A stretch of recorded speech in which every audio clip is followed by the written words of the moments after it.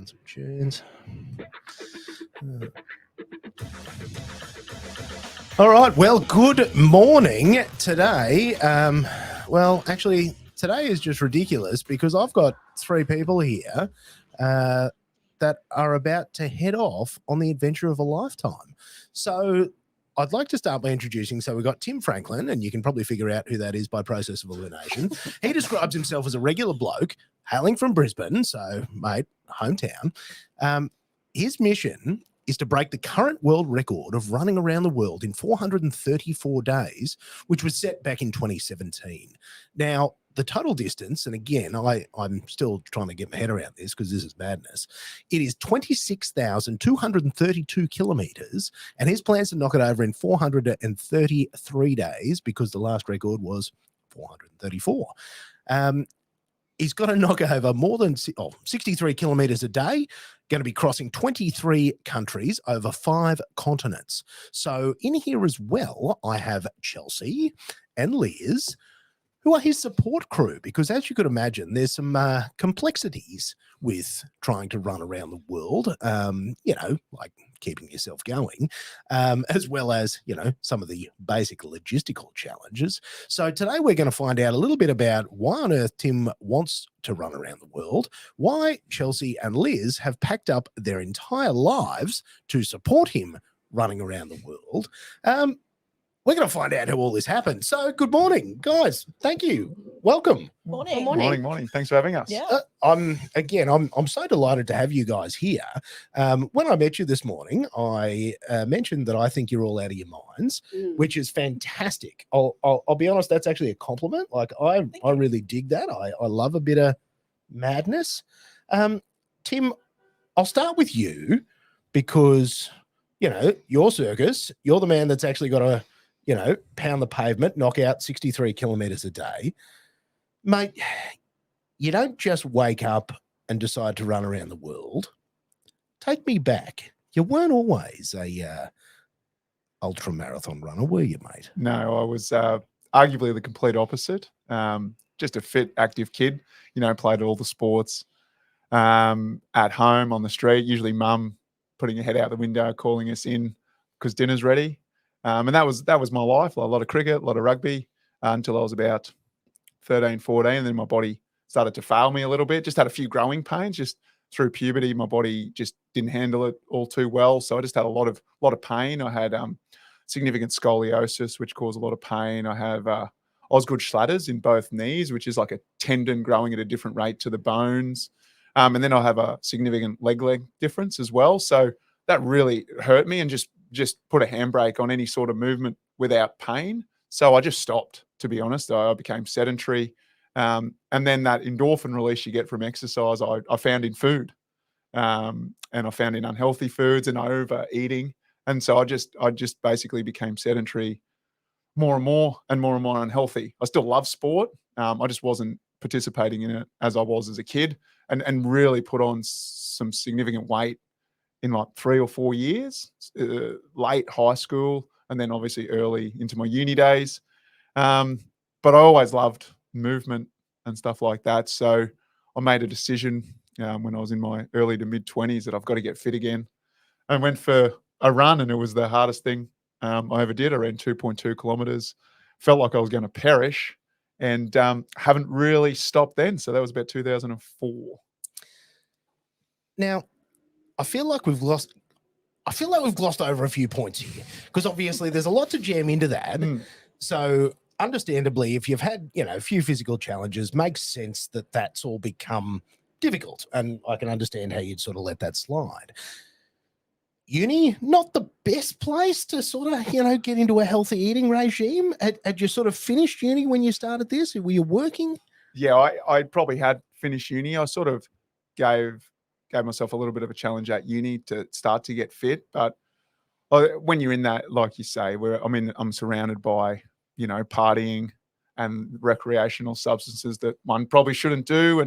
And like I've got a great group of mates, but every time a decision, had to be made, the zig or zag, we probably zagged when we should have zigged, and got ourselves in, more and more like health trouble, I suppose. But my real journey started probably just after uni. So I was working as a solicitor at the time. So I finished law degree and started working. And then, yeah, had a bit of a light bulb moment. I was actually read an article. I was working on an insurance claim, and I read an article that had where the mother had lost her child in a car accident, and the mother had said the hardest thing a parent has to do is bury their own child. And then I was like, well, everything that my parents had done for me, you know, the valuing roof over my head, clothes on my back, food on the table, education, and I was just sort of arguably spitting it back in their face and disrespecting them. So that was probably a moment in time that I look back and go, shit, Tim, let's make a change. Let's make a change for the healthier. And geez, I'm glad I did.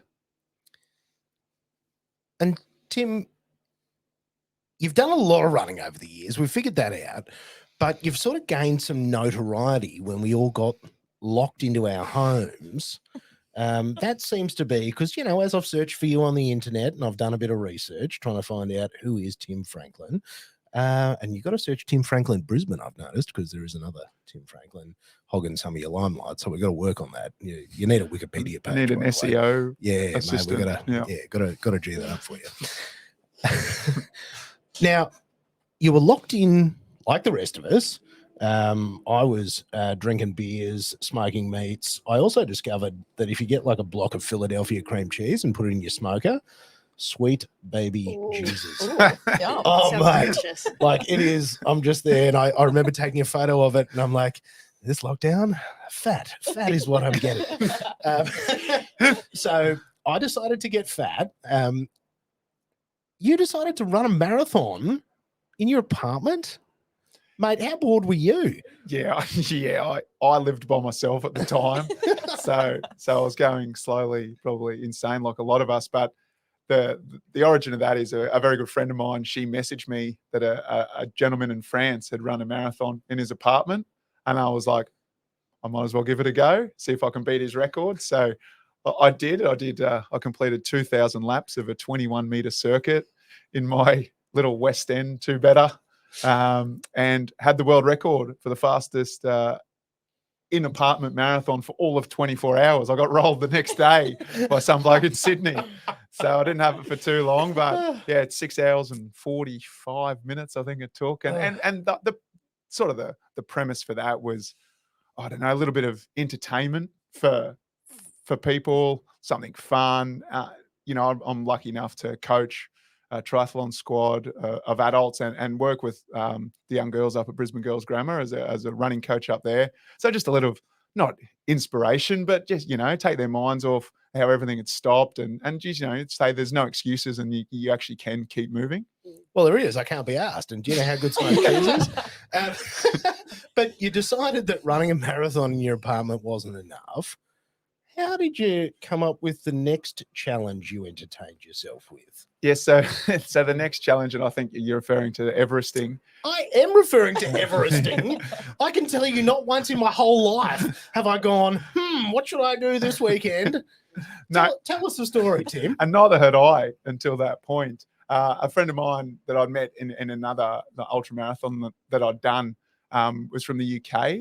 And there was a gentleman in the UK that was going to run the stairs in his, I think he had 7 stairs in his apartment in London. So they had a lot stricter lockdown obviously than we did through COVID. And he ran Everest on a 7-step staircase. And I said, well, whilst you're doing that in the UK, I'll do it in Brisbane. So we started simultaneously. So I think it was 2 p.m. here and he was 6 a.m. In London.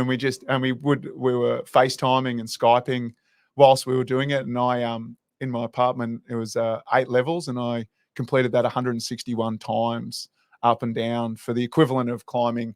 I'm not sure. I'm pretty sure it was just from base camp to Everest. So it was like 3,500 meters of elevation gain, but it was, that hurt me. That one hurt me a lot. I'm so glad I wasn't your roommate.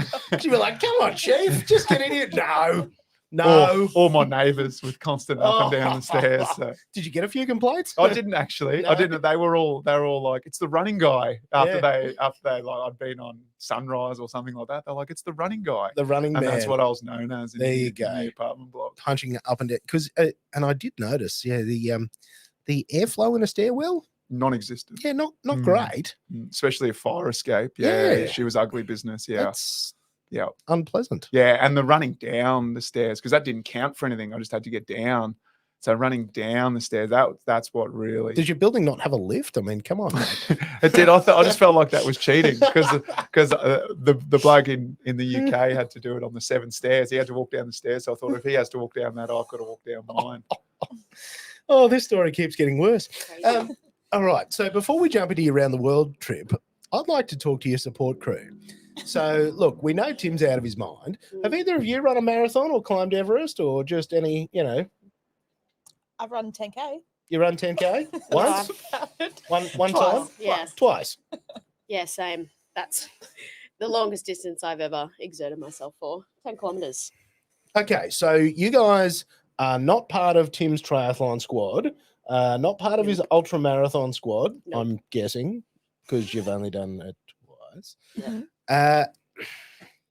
None of this makes sense. How did you two end up? Now, I've been following your Instagram stories. You guys have quit your jobs. Yes. You have emptied your homes, like got rid of everything. I was killing myself laughing this morning, sleeping on a mattress on the floor. Like you've literally packed up your whole Yep. lives Mhm. to do this. Correct. How on earth did we get here? Well, I guess we both met Tim at the gym at Fitstop. And Tim was always like kind of the class clown, kind of The just, larrikin. yeah, having fun, having just Loves to flex a bicep. yeah, If staring you've got himself in it, the you mirror. flaunt it. I mean, that's what they Fair always enough. say, don't they? Yeah. And I remember we were talking about goals one day, and my goal, and this is going to sound so insignificant compared to what Tim's doing, but I was terrified of running back in the day, and my goal was to run 1 kilometer under 5 minutes. And Tim was talking me through this goal. And then I turned to him and I was like, well, what's your goal? And he was like, oh, well, I want to run around the world. And I just went, you're bloody kidding me. Like, that's impossible. I literally walked away from that conversation thinking, There's no way. Well, He's insane. yeah, Yeah. like, yeah. And then we're at the Christmas party. So this is the gym Christmas The party? gym Gym Christmas party. Yep. After Couple of wines. a Few couple shandies. of Couple. beverages. Yep. Tim was talking to us about his adventure, and he's like, "Oh, I need people to come with me. Like, I'm trying to find a crew." And Chelsea and I looked at each other, looked back at Tim, put our hands up, and Why we just not? went, "We could do that." And Tim was like, "Okay." So then that was the end of the conversation. And then the next day, Chelsea and I were driving to the beach, and I was like, I wonder if Tim remembers that conversation. yeah, should from we last just night. message him and see what the go is? So we messaged Tim, was like, look, we're keen. We just want some more information. And Tim was like, let's do it. A week later, we met up. Sat down, like, this is my plan. Yeah. And we're like, all right, let's make it happen. And how long ago was this? Oh, January. Yeah. Yeah. December, January. Yeah. So like only Just 10 got- months ago, Yeah. you decided that you didn't have anything on for a year and a half. What else do we need to do? And you're like, yeah, look, I've checked my schedule. It's looking pretty empty. I might just pack my life up. Basically. Pretty much. Yeah. And a little bit of background from you guys. Do you want to share your professions and how that might help, Tim? We are both nurses that work in a major hospital or worked in a major hospital. So we have that nursing and medical background. So we're going to bring that strength to this trip, and we're going to look after Tim in that respect, as well as everything else in terms of logistics and organization. And Just keeping the machine running. yeah, Yeah. exactly. Hopefully, if 'Cause he why not- listens to us. One of my big questions, and I mean, aside from like, I can't even keep up with the logistics of this, like, Mm. you know, the shoes, the physical fitness, the clothes, the washing, the, you know, Yep. but then I was just like laying there thinking like how much food he would have to eat. And I watched an interview where I saw you burning like 7,000 calories Yeah. a day. Yep. I'm like, mate, you're going to need to eat like 6 buckets of KFC a day, Yep. like just to nail the calories. Yep. Are you guys helping him like manage his food plan? Yeah. Yep. So we'll probably be in charge of organizing when Tim eats and what Yeah. he eats. So then when he arrives at his first stop or second stop or whatever, we can have That ready. something prepared already, or we're at a place where he can get something Yeah. substantial to keep him going. If it was up to Tim, he'd be eating a pizza every night for dinner. Yeah, or a pub meal. But I think I was like, yeah, I think we've convinced him to steer away from that. because you can't stop for a sausage roll and an ice break. Well, Well, Oh, yeah, I think Tim's yeah, gonna try. I- I think Tim's Yeah. gonna try. like I've trained my body to eat all sorts of Mm. all sorts of food at any time, and then be able to run on a full stomach, on an upset stomach. That's just part of what yeah. I've had to do. But hopefully, if it's me, that's what I'm doing. But hopefully, with these girls, and I think they sell themselves short about their. I'm sure they do. Yeah. So, Tim, do you want to, since the girls are so modest, Mm. do you want to throw some big ups to how they're actually helping Jeez. put this Oh, together? Yeah, absolutely. So, Can- first of all, I We've got think this recorded, right? Yeah. Oh, mate, this is we can reuse Just so we this. can play it back to Tim. first of all, I think they undersell their athletic prowess Right. somewhat. In the gym, they hand my ass to me when we have to lift something with these things. So that side of things is one thing, and yeah, it's not an easy decision, obviously, to No. to walk away for 12 months. I mean, I've always said that 12 months is such a small period of time in one's life. Let's go and do it, but that takes some guts, right, to walk away, and some courage to do so. And no doubt there's been ups and there's been some downs across the 12 months. It has not been by any chance just smooth sailing between the three of us, only because it is so humongous. But yet we're here, we're bloody 8 days away, and I think that we're humming as much as we've sort of hummed as a threesome. Mm. Don't say that word. Yeah, That's our OnlyFans account. You can't say that. People are going to get the wrong idea. Hummed. Just going to leave that one right alone. Yeah, let's not go into that. Leave that in the smoker. Oh. So, Chelsea and Liz, what did your families say when you told them what you were going to do? Oh, I think my parents were a little taken back. I don't think they really believed it at first. I think they thought I was just making it up just for something to do. And then as we started nutting out the details, they were like, oh, okay, so this might actually happen. And then as they've helped me pack my house, they're like, oh no, bye, good luck. So, Yeah. I mean, hopefully. They're quite supportive. Yeah, And they obviously want to see us succeed. And they want to see Just Tim succeed. So, generally shocked. yeah, well, Yeah. Because what about yourself? yeah. Oh, I think because I've always loved to travel. Yeah. That's like been one of my things that I've always enjoyed doing. So I think they were excited for me in that respect. Like the feat of it all, like, wow, you're traveling around the world, you're going to see so many places. They're really excited. But then when you kind of get into the details about what Tim's doing, what we're going to have to do, there's a lot of, I don't like to say the word doubt, but there's a lot of concern surrounding it, which I think is normal for anyone, Absolutely. about not only Tim's welfare, but our welfare, considering we're two young females traveling probably majority of the day alone without Tim while he's out jogging. Gallivanting. So I think concern for safety was also big on their list. But I think once they see us out there and we're documenting everything on social media and trying to keep in contact with them as much as we can, I think that worry will kind of subside. And Seems like a fairly normal parental concern. yeah, You what? yeah. Exactly. Because, Exactly. there's a backpacking through Europe trip, which is probably reasonably predictable and, Yeah. probably has a, Mm. whereas this is just something else entirely.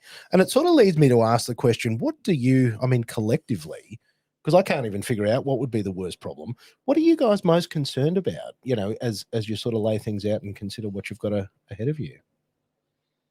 Oh God. Probably one of the main concern for me is the unpredictability of the day-to-day. Like the logistics behind it is a major concern for me personally. Just having to organise. If you know me personally, I'm like type A needs, I don't go with the flow very well.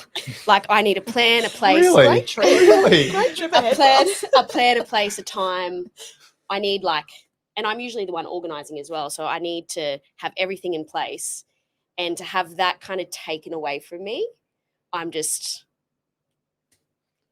it's giving me much anxiety. Yeah, I think it's fair to say that's probably caused the most anxiety between us. Yeah. Because I'm the opposite to Yeah. that. I'm like I go, I've just every day, no matter what happens, we always, when we have an issue here, we get to the end of the day and whatever happened is either not resolved, but we're still kicking and we'll worry about it tomorrow. And that's how I sort of live everything. And no doubt there's stress involved in that way, but it's very different to how these two operate, which I think is really good for me because I get some of that rigidity, and probably good for them as well because they learn a little bit the other way that you can. So I think at the start they might be like, "Oh, we need this," and I'll be like, "No, don't worry about it." And that probably happened. But I think as and to their credit, they've been very good at lately of just being like, "Nah, awesome, yeah, that's good, great, awesome." Like as opposed to, "Where's this? Where's this? Where's this?" It's funny because Tim will message us something, we'll be like, "Yeah, that's great," and then Chelsea and I will turn to each other and be like, Yeah, we'll just yeah. like debrief between us, Yeah, and then we're like, "Yeah, fantastic." I can read between the lines of the text messages. But I'm like, that's awesome for me and my mindset that they're willing to, compromise heavily is just been the best in the last month, because this last month of like my life and theirs as well has just been like not a moment to think, to decompress, I suppose. Everything, like, and I've lived and breathed this for a long time now, but nothing like this last month has been. And the thing that's fallen by the wayside is probably the training, because I haven't had the time nor the mind space, which I don't think is a big problem. I've got 433 days to train. But yeah, that's that difference in how we think has been an issue. But I actually think it'll be an enormous strength when we hit the road, because I'll be out running and these girls they'll be logistically on it and they'll be on it. Where I think it'd be a bigger issue if it was the other way around. Yeah. Whereas, because I want to finish the run and know exactly what I'm eating, where I'm staying. Whereas I think it was the other way around. It wouldn't get done. It would be done just at the very last minute. But it would, so I'd be a little bit more panicked. But knowing these girls will have that rigidity and logistics organised makes it far more comfortable, which means all I have to do is just go out there whistling Dixie and run for as long as I can. I was hoping you'd finish that sentence. Yeah, that could have gone one or two ways. So I also find that interesting, that out of all the things that, I was pondering, that's your largest concern is my concern please. My concern's a little bit different. My concern is driving an RV on the wrong side of the road through the United States. I'm not overly familiar with driving a large car in the first place, let alone on the opposite side of the road. Do you need a special license for that? Maybe. Yeah, well, no one said anything, so she'll be right. She'll be right. She'll be right. Yeah. We'll worry about that we'll cross that bridge when we come to it. And That's Chelsea, a future problem. Yeah, that is future Chelsea's Chelsea problem. doesn't know this yet, but she'll be driving in the USA. Yeah. And I'll be making sure that happens. If you've ever seen Liz drive, if you see Liz on the road, get yourself off it. I've just got Pull over. my little Hyundai i20 that I'm very comfortable driving. Put me in anything bigger than that, and I'm just like, where do I go?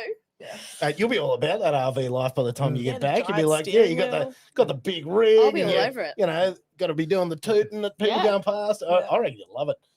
And obviously, yeah. We'll see. They'll be fine. We've got and we've got a lot of insurance. We've got insurance. And we're not, one thing is that it's not like we're driving 400 or 500 Ks a day. Like I've got to go 63, 65 K. So at most, I reckon we'd be driving maybe 100 kilometers a day if they want to go in. Because we want to capture as much as we can in the content place, but I also want to make sure that we see, like, it's not just the content capture of me, but go around to the local, like, show off the world. We've become, so cocooned because of COVID and not being able to travel that I want us to, get moving again, open the world up. And this will be like, why not us doing that? It's one way to do it. Yeah. And and back to the fear, my biggest concern obviously is my body and my mind holding up.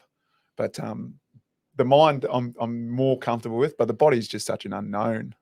So we got you covered. Yeah. So these guys, obviously we're doing everything we can to make sure that my body's okay and recovered. And you've obviously worked through a daily routine. I have to assume that you've got a plan of how you're going to manage, Tim's daily existence and help him to get enough rest and recuperation. What does that look like? How do you even do this? Well, to be fair, we probably don't know that yet. No. Because I don't know. Like the only time I've run a few 65K days just here in Brisbane, but that's easy. I go back to my own bed, and sleep in my own bed, feet up. So it's not going to change a lot. And what I want to do is not change it a lot, just depending on how I feel. So, well, I'll just have a really light breakfast, if anything at all, before I start. Just a quick coffee, and then away I go. And then I'll stop and take on some food and keep going. I'll try and knock over as much of the day's run before, say, 12 o'clock as I can. And then we'll either eat, rest and go again, or I'll just keep going depending on how I feel. But every day is going to be different because the terrain will be different. So again, this is where it comes to that. I don't want to lock any plan in, because once I change it, then I feel like that creates more mayhem. Where if we just go, okay, to start today, let's aim for 4 16K runs. So every 90 minutes we'll catch up. And you guys go and do whatever you want, what we need to do, cooking, cleaning, booking accommodation, whatever. Go to head to the next town, see if the media guys are there waiting for us, go and try and hook up a free meal at the local cafe. But that sort of stuff. And because, I could do 4 16s, 230s, whatever. So I don't want to, it'll just a day by day. And I think that'll keep us concentrating as well, as opposed to, all right, see ya, and then we get complacent and think that's when I think things will go wrong. But if we're on it every day, mapping, knowing exactly where I'm going to be, I think that's the way I think we'll approach it. Well, we'll try and map it out the day before, like from where we stop, because obviously you have to start from where we stop. So we'll probably, after the last leg, while you're maybe napping or doing whatever you want to do, we'll be maybe going for a drive to see what route's going to be the easiest for Tim to run. Check what the weather's doing. Yeah, the terrain, just all those sort of logistical things. I think our day-to-day will be quite regimented as much as we can in terms of getting things done and having a nice schedule down pat, whereas Tim's will be a bit more flexible. Yeah.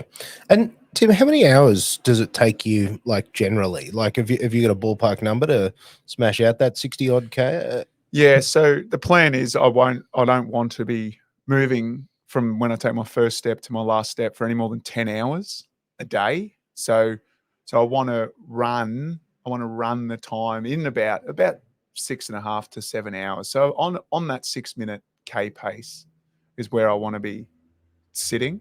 But then obviously there'll be periods where I'll walk as I'm consuming food, or just walking because it's up a hill and it's just a bit easier. But yeah, no more that I don't want to be moving more than 10 hours a day.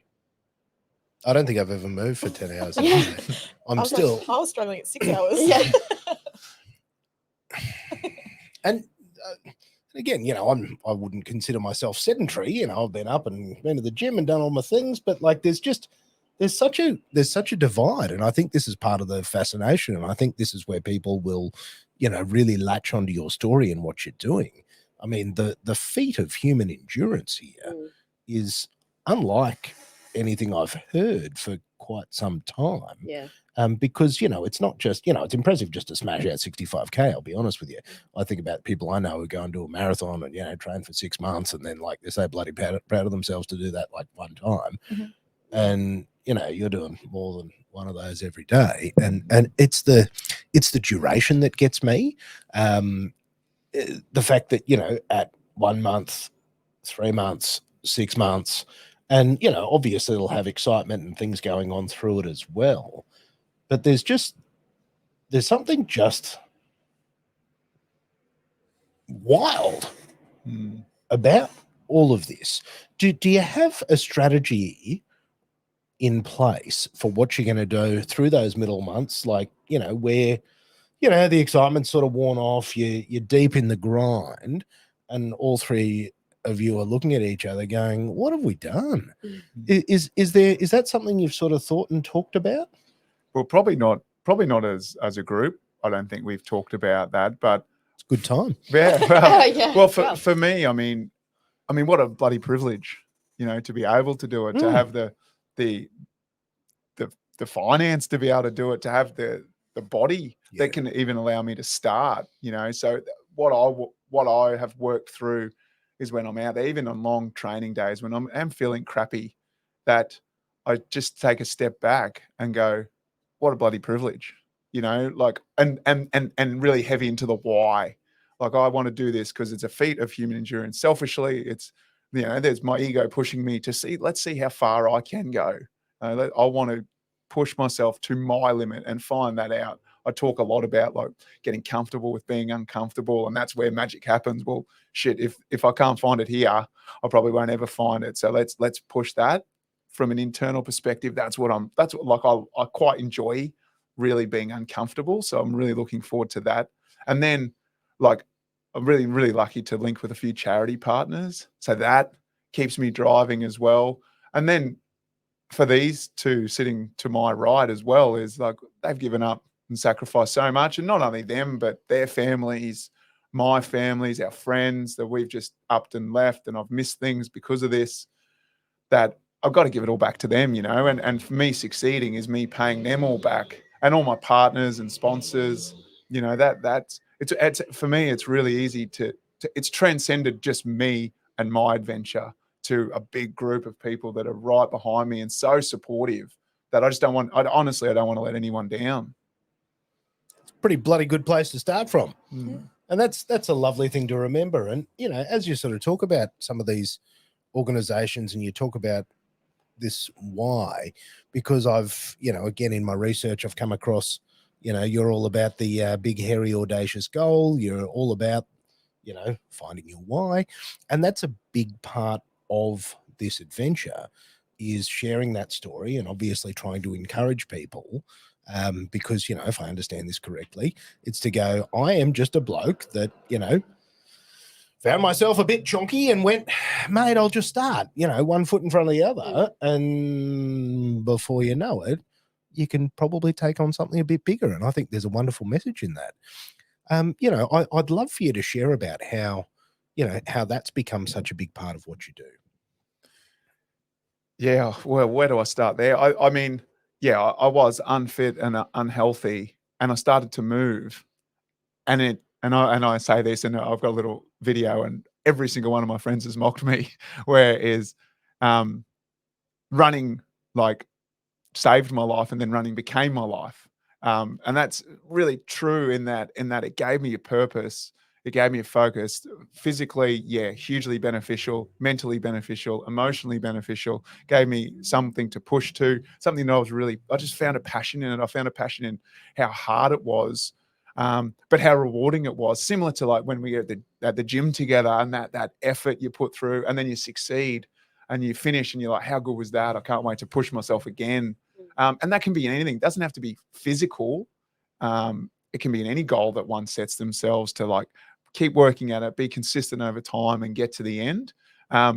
So I guess I started one day, and you're right. Like, I tell the story of my very first ever triathlon that I entered, and there were 78 participants, and I finished 75th, and I think 2 or 3 didn't finish. It meant that I came second last across the line. So you don't have to be the best. You've just got to want to be better than what you were yesterday.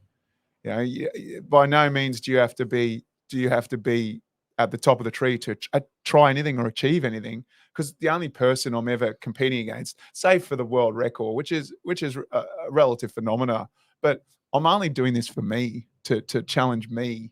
And if I succeed in other ways around there, but the biggest success for me is people coming and joining the three of us to run, and meeting, like, we're going to meet the most amazing people and see the most amazing things as well. Like, and so people come with me and tell me their journey. I want people to come and join in. I want to build that. And like Liz said earlier about being the class clown, is that I like to bring everyone in and be really, like, sometimes probably overly familiar with people, but I like to get familiar and build relationships. I'm a really relationship guy.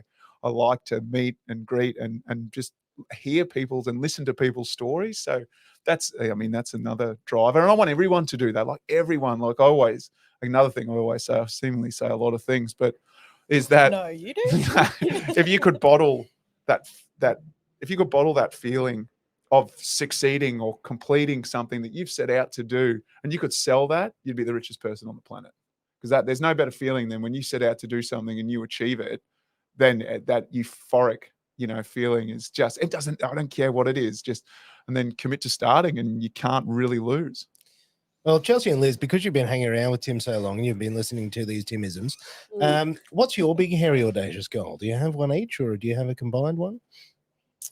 I think our first one would be to survive and not kill each other. I mean, number one. Fair. I feel like we could all agree on that. I have said, I think this was a bit silly of me. I don't know what I was thinking at the time. But I have said to Tim that I will run the first 5Ks with him every Saturday that we are away. Nice. You'll be sick of being in the car, so actually it'll probably be quite nice. I think so. I think 5Ks is doable. I like Right? that. Yeah. So that's my goal for while we're away. Start small. Sweet place to do your running interview too. Yeah. See how Tim's going. Yeah. That's true. Yeah. Yep. Liz? For the trip. That's a hard question. Mate, I want yours, not just the trip. Yeah. This is about you. Liz wants to do 10 chin-ups unassisted. Yeah. 9 this morning. No. So we're Almost not- there, baby. We're almost there. What a unit.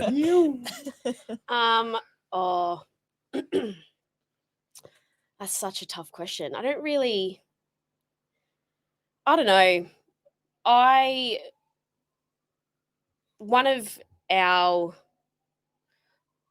charity partners is the Lung Foundation of Australia, which is Tim has very generously got them on board because it means something to me. I lost my mother to lung cancer. So I guess one of my big goals for my life is to, I don't know, I would like to change the lives of people with lung cancer, whether that's like just by raising awareness, getting rid of the stigma, raising money. I want to continue doing that, and I want lung cancer research to get to a stage where, people don't have to suffer like my mum did. I know this has taken like a really serious turn, but yeah, I think that's probably one of my big goals. And I think also just to make this trip the most amazing trip for all of us. Because I think, just mean a lot. I'll add to Liz's thing as well. Like that's one of the reasons why, I've been lucky to have 3 charity partners, and one is the Lung Foundation of Australia, because of Liz's story and Liz's, selflessness in helping. I mean, again, she undersells herself, raising $200,000 just on her own for Lung Foundation Australia, which is massive. And my big, hairy, audacious goal for these two and myself probably as well is this run becomes our lifestyle and becomes how we potentially make a living moving forward. We don't, the last thing I want us to do is like land back in Brizzy, break the record, a heap of cheering and hoo-haring along the way, and then go back to lives as they were. I want people to see that, life can be so much more and open and that we get back here. And, it's not a little bit of ego again, but it's not that we're celebrities, but it's that you can achieve cool stuff if you have the courage to start. And if the 3 of us who would the most not normal, but just regular. No, I think we can speak for the 3 of us. Just regular folk can at least attempt cool stuff, you know, and that's what I want to happen, and then grow from there. And we go and push it to, you know, young people and kids. Kids get such a rough end of the pineapple now about how life's so easy for them and they don't work hard, and you know, some of it potentially true, but I think they get, you know, a bit stiff. So just to show them, yeah, let's try it when you're young, because you don't have to worry about failing's not giving it a crack, sort of thing. So Well, I think we've already figured out half of this. I mean, obviously, we've got your speaking tour on the other side of this. We've got Tim's book of sayings. You know, I'm going to add the pineapple. Yeah, Pineapple the pineapple one. We'll have to rewind that Pointy and end of figure the out pointy end of the pineapple. Yeah. Like you've, rough end of the pineapple. rough end of the pineapple. You don't want that end. Mate, I don't want either end of the pineapple. Have you looked at a pineapple? Yeah, I don't think there's they're both Well, rough. no, aren't they? that's pretty bad. I don't care which end you attack it from. But look, and thank you for sharing, because obviously that, you know, that's a hell of a thing for you to be sharing with us this morning as well. You know, when we sit here and ask you about your why, and it has all been, you know, pretty cheery. But there's, you know, we've all got our struggles and things that we, you know, battle with. And I think that it is also a lovely chance, you know, for people to share those as well, because, you know, I'm confident you guys are going to have some, you know, vulnerability on your way. And it's lovely to share that as well, that, you know, you haven't just built up a superhuman persona, which I must say, Tim, you do wear quite well. Yeah, on the outside, but yeah, there's a lot of trepidation on the inside. But I think confidence breeds confidence as well. So if I'm not confident that I can do it, like the people coming with me aren't going to have that confidence as well. So behind closed doors, I am shitting myself. That is absolutely the truth. But I've done the work. You know, I've set the plan. I've got the best people in my corner. And the doing the work thing, I did also want to ask about that. How long have you actually been training for this? When did you wake up and go, oh, how did you even find this? How did you even see some dude ran around the world in 434 days? Well, that's how it all started back in 2017. I was competing my first ever ultra marathon. So I'd never done anything like it. And it was a semi-supported event. So I had to carry everything that I needed. And sorry, an ultra marathon for, like, you know, regular chonkers like myself. Mate, what's an ultra marathon? So an ultra marathon is defined as an official race, anything longer than a marathon, being the 42.195 kilometers. So you see a lot of ones around Southeast Queensland that are, you know, 60, 100, 160. They call it the miler. So it's 100 miles. They're like the day, or they take up to 2 days to finish. The stuff that I race is the multi-day. So you get sort of plonked in, not normally nice locations, usually desert and arid and hot and gross and like rainforesty type scenarios. And you've got, say, 300, anywhere from sort of 250 to 500 kilometers to cover in 7 days. And you've got to carry everything that you need. So all your own food, all your sleeping. The only thing that you get is like a marquee to sleep under. Sometimes it's a tent, sometimes it doesn't have walls. And then you get water, but you're rationed water, so you can't just use it willy-nilly. You get a certain number of liters each day, and once that's gone, that's it. You can't use any more of it. So that's how I got into it, and that was my first one. The first time, and I talk about being a fish out of water in the Simpson Desert. I was nowhere. I didn't have a clue what I was getting myself into. But on the plane out there, one of those ones that usually falls out of the sky, we're on one of those things. And I was sitting next to a guy reading a book, and he was doing the race and he was reading this book. And this book was written by a gentleman by the name of Tom Dennis, who was from Sydney. And in 2013, he was the first person ever to run around the world officially, according to what is now the official records. And I was like, Tom Dennis, I know that name, because I read the race list. And I'm like, I swear he's doing this race. And next minute, from the toilet came this guy and sat behind us. And it was Tom, sitting behind us on the plane next to a guy. I was sitting next to a guy reading his book. So that was 2017. So that I just spoke to Tom throughout the week, and I was like, mate, I've got to do this. And he's like, absolutely, I'll help you where I can. So I just kept talking to him over the next couple of years, and then it just evolved from there. And I just haven't I haven't stopped running. Again, I talk consistency. I've just been consistent over a long period of time. I've put in some extra miles in the last sort of 6 to 8 months, but it's just I'm relying on the consistency over time and the actual event to get fit.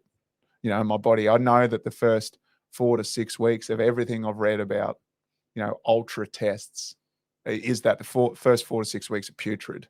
Your body just adapts, your body's injured, your body's in pain, your body's screaming at you to stop. But if you get through that, then it just goes, Tim, all right, you're waking up today, you know what you got to do. Go at it. So We'll remind you of that too, don't worry. yeah, well, and that's right though. And that's exactly right. Like if I'm out there on my own, it's easy to say, I'll just sleep today. But with these guys in my corner saying, you got to get going. Because have I read this correctly that you're going to have like your total rest days is like 17? It'd be about that. So I'm hoping it might be more. Again, that's the plan, but the plan may change. I've been doing some more thinking lately about, is a rest day actually the best thing for me to take a complete rest? How will my body respond? Will my body just seize up? Am I better off doing 2 lighter days than having a complete day off? But yeah, so about a rest day, how we've tried to plan it out is a rest day every fortnight. And that is including travel days as well. So we've got to be really smart with the times, like booking times.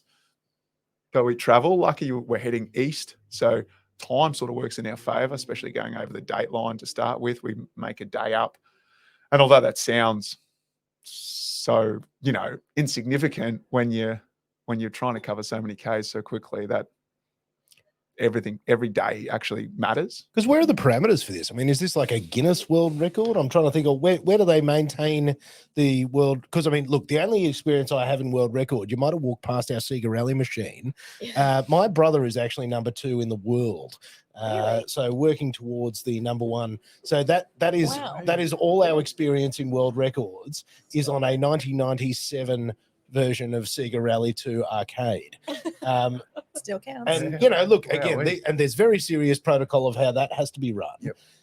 I assume that there's some protocol that you guys have to meet to stay within, you know, within the bounds of what constitutes a record. Where is that held? So the governing body is called the World Runners Association, and they're based in Canberra, which is really fortuitous. You know, it's just a phone call. And Tom is actually anyone that completes the run is a member of the association. So it's a very small group of people, but Tom is on there. So Tom's been giving feedback to me. So there are rules. So I mean, the rules are the minimum distance to cover is 26,232 kilometers. You have to pass every line of longitude in one direction. So we're heading east. You have to run on a minimum of 4 continents. And for a continent to count, you have to run a minimum of 3,000 kilometers on that continent. And you have to start from within 1 kilometer of the ocean on one side and finish 1 kilometer of the ocean or major water inlet on the other side.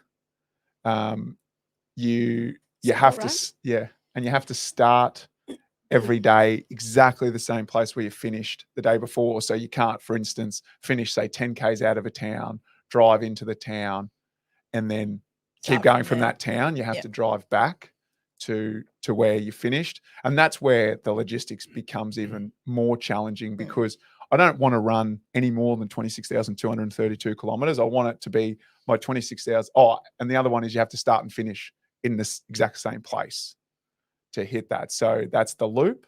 So South Bank, Brisbane will be the start and the finish line. So I want that to be my 26,232nd kilometer. Like I don't want to have to run like an extra day to get home. So that's where the logistics come in. And that's when plotting the route is simple, because you're just looking for Ks early, but at the back end, you might either be looking for the fastest way, or if things have changed throughout the run, you've got to add distance. So that's why we're finishing with Australia, because it's the known out of everything. So we can add and subtract where we need to. At the moment, we're hitting every capital city in Australia on the way home, just for a laugh. But if there's a part of me that as I'm thinking, the laugh. is that I'd rather not. Like, I'd rather we'd done enough Ks and we can just crow fly it Straight. Straight to Brizzy. straight to Brizzy. But it's also going to be summer and we have to run across the Nullarbor. So I know. I'm like, you guys just I'm don't like. I'm not sure who thought about this because I don't think it was Tim. Because I was looking at the map and I'm like, okay, so you're coming in Western Australia, you just get a bang through there. I'm like, not sure if you've driven that before or like been through there. No. It's yeah, I mean, I don't have to run, so I think Desolate? we'll be fine. yeah, I think it'll be Tim. and it's But not that's the the challenge. He'll Mm. be right. yeah, Yeah, well, should that's be- why, and that's should why be I'm. right. That's why only Should be 5 right. people have done it, I suppose. So 5 people is the total number that have ever even attempted. Or Well, I don't know. I don't know or- attempted. I don't know This the is numbers on it. completed. This is completed. Yeah. Oh, okay. Well, my head's hurting. Same. Yeah. Oh, mate, It's a lot of logistics, and you Yeah. don't want, from our perspective, Mm. we don't want to do all the logistics while Tim's running, Yeah. and then him finish it and say, "Oh, well, actually, at this point, you missed this." Yeah. So it's a little bit of pressure. We're going back out to long reach. Yeah. By the way, we've got to go back to Europe. Yeah. We missed You that. missed a spot. You actually started 3 steps short. Yeah, Exactly. in the middle Exactly. of Cambodia. We're just going to zip back Yeah. and run that little piece. Just have to do 10K loops around South Bank. Yeah, Yeah. just finish. run and run and run. And so you guys have to track that. Is there a way? Like, do you GPS it or do you diarize it? How do you? So both. All they want is us to track it as many possible ways as we can. So Yeah. we'll have GPX files through our GPS trackers, and then we just write down the GPS coordinates each morning. So luckily, with all the technology and phones and watches and stuff now, that's quite easy. We'll just take a screenshot of the GPS coordinates at the start of each day, at the end of each day, and just marry them up as long as well as the GPX files, simply because there's obviously a fair few, not doubters, but potential, like the more information I can give to show, look, this is my heart rate. My heart rate's not 80 beats a minute. I'm not sitting in the back of the van whilst we're driving along at 10 Ks an hour. And while that might be bloody tempting at some stages, like I want to be clear that like it's transparent. That's why I want people to come and run with me to see that, hey, shit, he is running every day. This is not a joke. He is hurting. And we'll but get he's that getting footage through. too, don't you worry. And that, We'll that have you back. footage. Yeah, exactly right. Like, yeah, no doubt. When I'm at my absolute Especially on the lowest, these bad guys will days. be there with the camera. like, Tim, tell We've us been told to something. capture the tears. The Yeah. tears. Mhm. No, I want you to ask Tim to tell you something inspirational, like while he's just broken. Maybe something about the pineapple. Tell me the pineapple story, Yeah. Tim. Take it out is what I'll be saying. Oh, God. Tim, come on. It's Oh. only 10 a.m. 9 a.m. Seriously, who's doing your PR training? Yeah, That's What all right. PR As I said, training? when What's you're good on with Jimmy Fallon, do me a favor and take a pineapple Oh. as a, As a gift. as a gift and go, don't sit on the wrong end. Now, Oh. I'm conscious of your time. I'm not going to keep you too much longer, but there's a few things I do want to cover off. So, in terms of your start, you're kicking this off at South Bank because if people want to come, I mean, this is a big part of it. If they want to come and run alongside you, come and cheer, bring the kids along, give you a high five, how can we do that? Yeah, so next Saturday, the 3rd of December, is kickoff day. Again, the whole premise is I want to get people moving, people active in a community setting, and I don't think there's much better way to do that than the park run. So that's why South Bank Park Run. I'd love everyone, friends, family, friends of family, to come down. 7 a.m. Will be the official start of the run, and we'll complete the 5-kilometer circuit around the South Bank Park Run, and then I'll keep going. But that's where I want everyone to come down. There's a record. I'd love to break the record for Australia's biggest park run, if not the world's biggest park run. It's a pretty big park run. They'll be like, no, mate, it's finished. And you're like, yeah, it's here. So we can come down and do that. Now, the other part about this, and we were chatting about this before we sort of jumped on it, this doesn't happen, through magic beans and good luck. You've obviously got some wonderful corporate partners. And, this is an adventure that, is at this point only partially funded. You've got enough to keep you out of trouble for a little while. I think that this is sensational. And I was going to tell you, I'm going to chuck in a few dollarydoos for you as well, because I'm blown away by this whole exercise. And mate, if I can help you run for another couple of days, then I think that's wicked.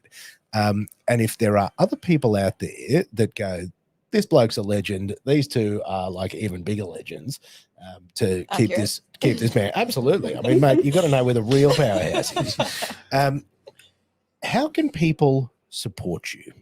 Yeah, so two ways. Well, the easiest way is if they jump on my social media at Timmy R. Franklin on Instagram. There's a link there, and that's just a GoFundMe page, and they can make a donation through there. Or if they want to get in contact about a corporate partnership, then please do so through my webpage, which is timrunstheworld.com, or just DM again through the social mediums, and we'll get back to you as quickly as possible. Yeah, that'd be awesome.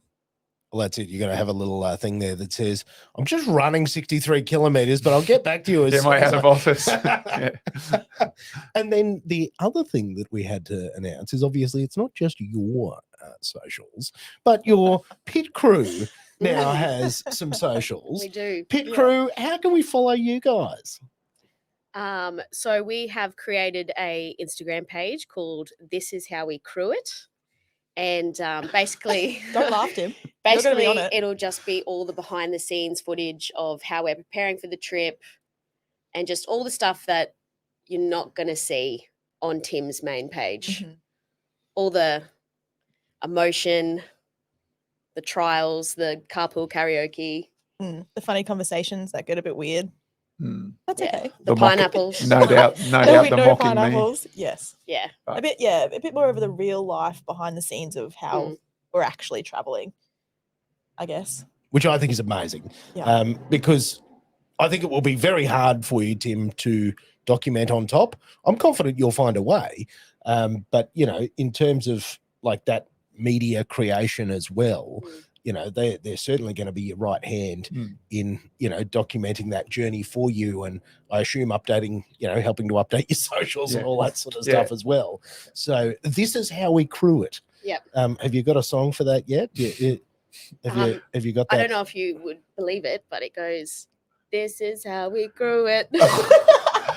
Oh my goodness! Yes, we got it. I was really hoping because it felt like if you ever went to the R&B room at Fridays, like it, I'm imagining. That's where I think this is going to go. That's your theme song. Now, is there anything specifically that you guys are looking for that you need, like aside from good old fashioned dollary-doos? Is there anything that you guys need on your world travels? Anything that you need to help kick this journey along? Well, that's a really good question. And the answer is yes. I mean, any electronics that can help us capture all the adventures would be unreal. I think if there's anyone with any contacts to, say, food companies or corporations that are global that can assist us in providing food. Anything else, ladies? Is there accommodation partners? Yeah, accommodation partners, absolutely. That's a great one. Again, globally, but even households that will open up their house to us. And then the big one is an apparel. Anyone out there that know, Phil Knight or someone, or Mr. Lululemon or Mrs. Lululemon, the Lululemons. Yeah. That may point us in the right direction. That would to be willing to, jump on what I think is pretty cool sort of adventure. A fuel company would probably help too. A fuel company, yeah, absolutely. Fuel company, global RV group, Jayco Caravans, great people at Jayco Caravans if they're listening. Whoever, and just mum and dads as well. Like just reach out. Just reach out. If the story resonates with you and you want to help, because that's like, I'm only meeting you guys for the first time today, and it feels like you're hanging out with people that you've known forever. Like there is a vibe here that is just sensational. And, I've got to say that because I think it's really wonderful. Like what you guys are doing is obviously crazy, but it's, it's a real credit to the type of humans that you are, that this is very selfless, that, you know, you guys are giving yourself to this and to this project and to each other, you know, in a, you know, a trust and a bond. And, you know, this is going to be truly an adventure of a lifetime. And, you know, this will be something that you'll look back on because, you know, we're at that early stage now and, you know, there's a lot to come. But, you know, this is something you'll look back on for the rest of your lives. This is very special. Absolutely. Yeah. And I think that's one of the drivers as well, isn't it? Like, obviously, yeah, I've gone all in, you know, financially, physically, emotionally into this process. But I quite often catch myself thinking like, if I make sort of 80, that like I've got like a grandchild on my knee and I'm telling them, well, they're asking me questions about that time that grandpa ran around the world, like just talking about it, like just this one time. And yeah, I can't wait for that sort of stuff. And look, on that bloody wonderful note, I'd like to wrap this up. I would like to say thank you, Chelsea, Liz, Tim. I'm so grateful that you guys could come and spend some time with us this morning and share a little bit about your journey and a little bit about what you're going to do, so we can support you, so we can jump on timrunstheworld.com, Timmy R. Franklin on Instagram. This is how we crew it. And again, I'll put links to all of these so that people can jump on and follow the adventure. But I also asked you off here, just in case you dogged me and said absolutely not. I went, who is this guy? That, you know, I'd love to check in with you guys while you're out on the road. So I'll be talking to this as well. This is how we crew it. To get in front of you, because I'd love to stay in touch with you through this journey and just, you know, find out how the whole thing's traveling. See if we're still friends and see if you're all still friends or whether along. you now have 3 cars. And you're like, oh God. Yeah. Absolutely. Yeah, that'd be awesome. Because I'd love to follow this journey. We've got, you know, year and a bit. Yep. It's all happening. I think this is just awesome. Well, guys, thank you. I'm going to wrap it up here. So Tim runs the world. Wow. These guys out of control. Hey, thanks for listening. We'll catch you next time.